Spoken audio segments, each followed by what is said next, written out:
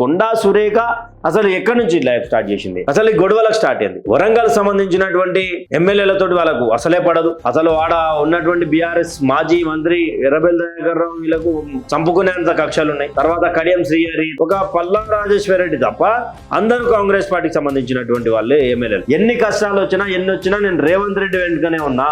ఎప్పుడో పార్టీలో ముఖ్యమంత్రి కాకముందు నుండి నేను రేవంత్ రెడ్డి వర్గంలో ఉంటూ రేవంత్ రెడ్డికి ఫుల్ ఫ్లెడ్జ్డ్ సపోర్ట్ చేసిన కదా.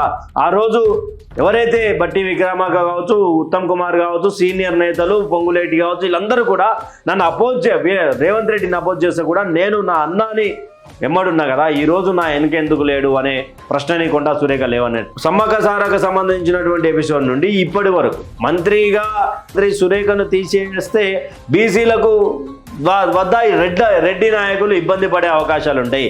ఉన్నదే అక్కడ ముగ్గురు, పొన్నం, వాకిటి శ్రీహరి, సురేఖ, ఇవి ముగ్గురు కూడా బీసీలే.